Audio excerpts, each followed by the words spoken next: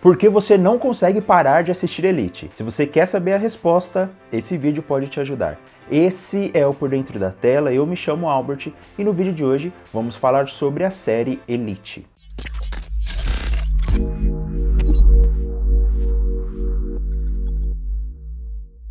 Bom, então o primeiro assunto que eu quero falar nesse vídeo é sobre gêneros cinematográficos. Muito estudados durante a história do cinema, os gêneros cinematográficos é uma convenção entre quem cria os filmes, quem assiste e quem critica. É por isso que quando alguém fala que gosta de filmes de ação, filmes de aventura, ela não está necessariamente falando de um tipo de história, mas sim de algumas características inerentes a esse gênero. Então, por exemplo, no gênero de terror, a gente tem o jump scare, que é aquela cena que do nada aparece um monstro, um fantasma e te faz pular da cadeira, o que particularmente eu odeio.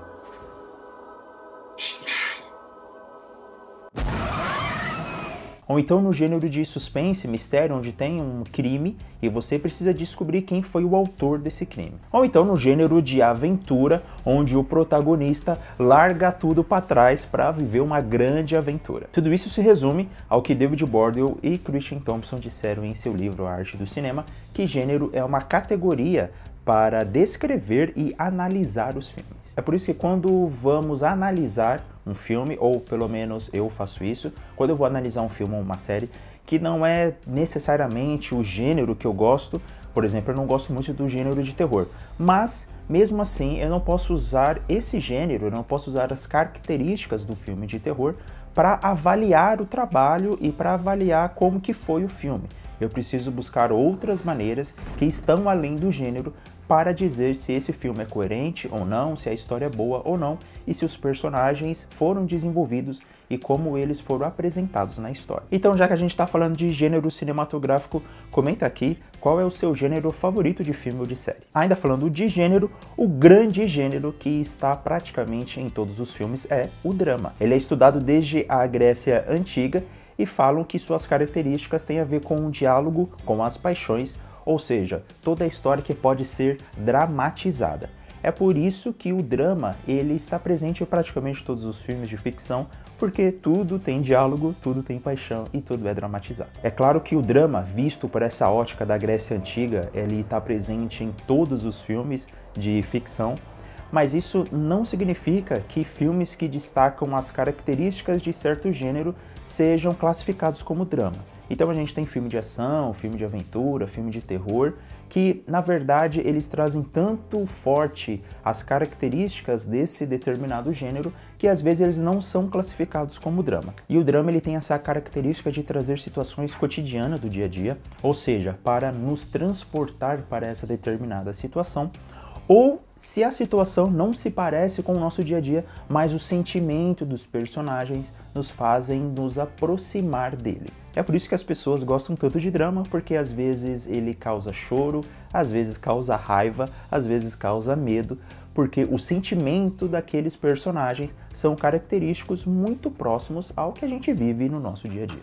Então, por exemplo, naquele filme Zathura, onde aquela turma se transporta para o espaço e vive em situações muito malucas, na verdade, não é todo mundo que consegue viver aquilo. Mas o sentimento, por exemplo, do irmão mais velho com o irmão mais novo, ou então a primeira paixão que tem lá no casal adolescente, esses acontecimentos e essas emoções dos personagens nos aproximam e esse é o papel principal do drama. Então, só para citar alguns exemplos de filme de drama, que são Me Chame Pelo Seu Nome, que na verdade é um drama e romance, o Batman, lançado esse ano, que na verdade é um drama e ação, e a série Ninguém Pode Saber, que também é classificada como suspense e mistério. Inclusive, se você quer saber mais sobre Batman, eu lancei um vídeo poucas semanas atrás sobre o melhor Batman do cinema, o link tá aqui na descrição. E aproveitando que você tá conferindo a nossa descrição depois desse vídeo, convido você a assistir a nossa playlist Estudando Cinema, onde eu falo sobre as características e os aspectos do cinema de uma maneira muito informal. Então confere aí que com certeza vai ter algum vídeo que você vai gostar bastante.